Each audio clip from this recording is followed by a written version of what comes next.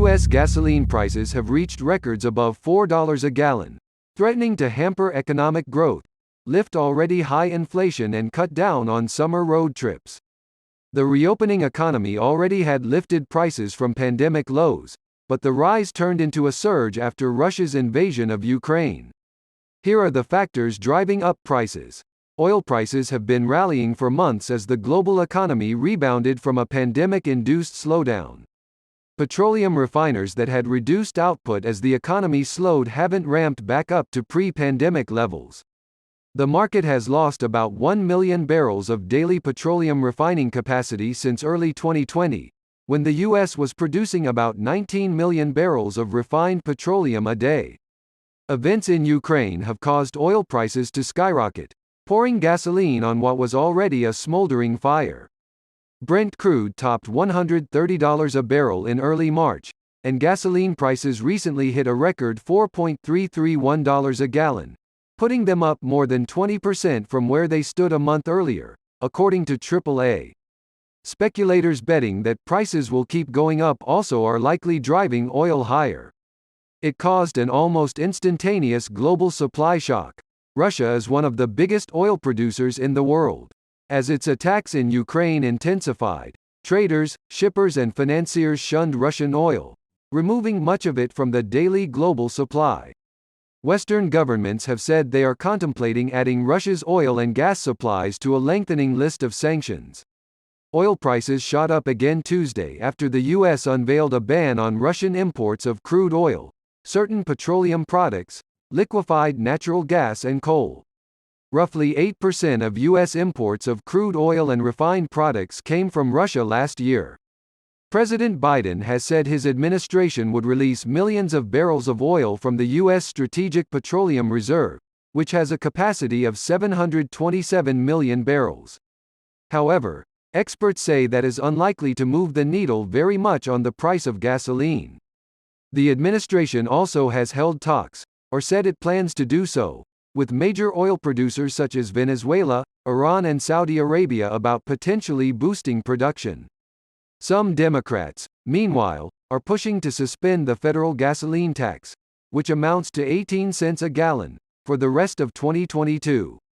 Yes, though those effects are typically long-term, oil prices are set on global markets and are largely a factor of supply and demand.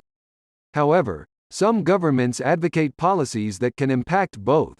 Germany's government, for instance, decided to shift away from nuclear power after the Fukushima nuclear disaster in Japan in 2011. That meant it needed to produce more power from coal and natural gas, making it reliant on gas shipments from Russia. U.S. inflation rose to a 7.9% annual rate in February, according to Labor Department data.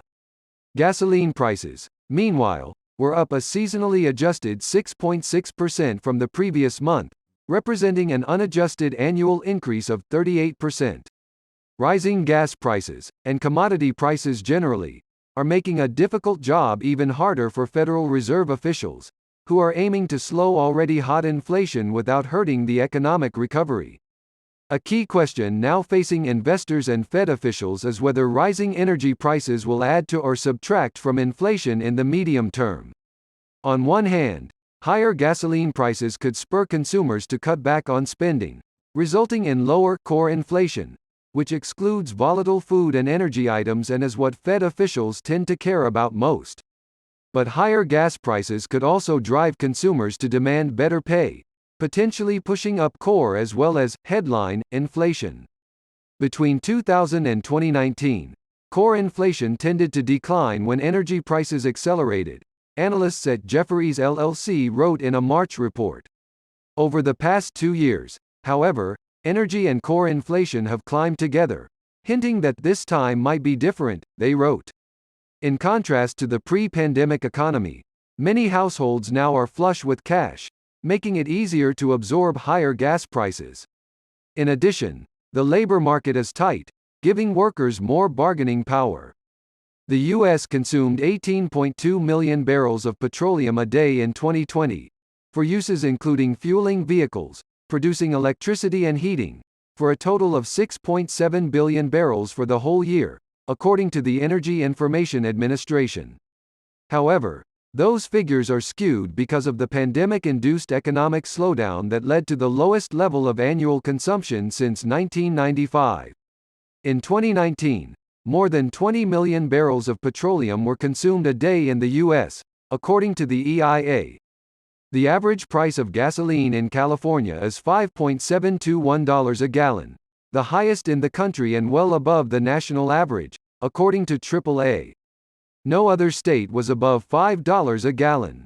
There are a few reasons for the disparity. The state has strict environmental rules guiding gasoline blends designed to reduce smog that can make Golden State gas pricier. Relatively few sources provide the distinctive blend of gasoline required by the state, driving up the price, according to the EIA. Additionally, state taxes on gasoline in California are higher than in most other states. Similar reasons can affect gas prices in other areas.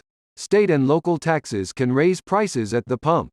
Distance from gasoline supplies and disruptions in services, such as breakdowns at refineries, also can affect prices. Competition is another factor. Places with fewer gas stations tend to have higher prices.